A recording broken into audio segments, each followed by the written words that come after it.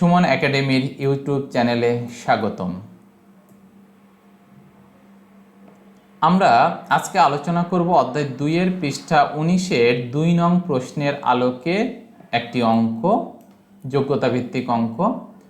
অঙ্কটিতে বলা হয়েছে রোমানা ক সংখ্যক টিস্যু বক্স 48 টাকা দরে কিনে দোকানিকে খ টাকা দিলে দোকানি তাকে 116 টাকা ফেরত দিল।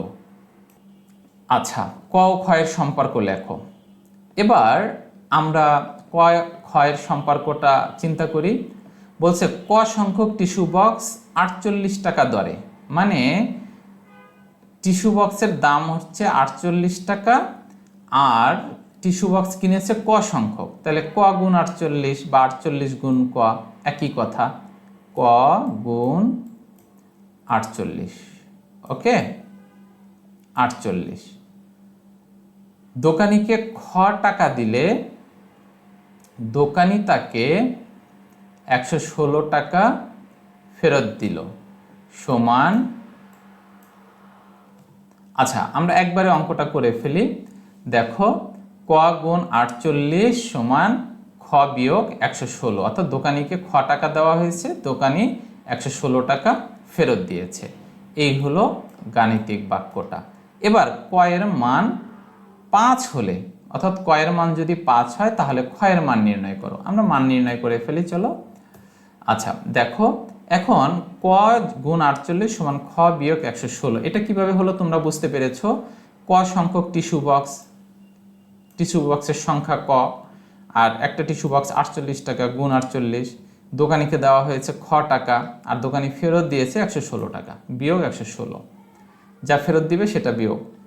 এবার বলছে ক এর মান 5, তার মানে ক এর জায়গায় 5 বসিয়ে দিব, এরপরে খ এর মান নির্ণয় করব।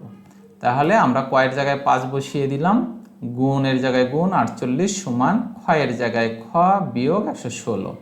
এবার 5 আর 48 গুণ করে দেব।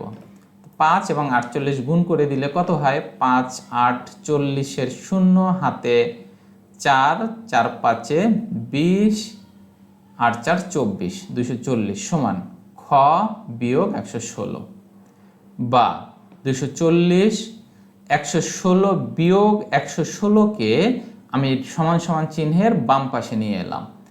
তো ডান পাশ থেকে বাম পাশে আনলে এই বিয়োগ চিহ্নটা যোগ হয়ে যাবে। কেন? সমান সমান চিহ্নের ডান পাশ থেকে বাম পাশে আসলে চিহ্নটা বিপরীত চিহ্ন হয়ে যায়, অর্থাৎ বিয়োগ যোগ হয়ে যাবে। যোগ 116 সমান খ।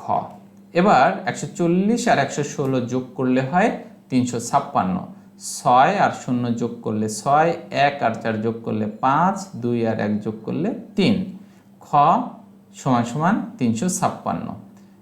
সুতরাং খ সমান সমান 356, অর্থাৎ খ এর মান হলো, ক এর মান 5 হলে খ এর মান 356। আশা করি তোমরা অঙ্কটা বুঝতে পেরেছ। অনেক অনেক ধন্যবাদ অঙ্কটি দেখার জন্য। পরের অঙ্কগুলো দেখার আমন্ত্রণ জানিয়ে শেষ করছি। আল্লাহ হাফেজ।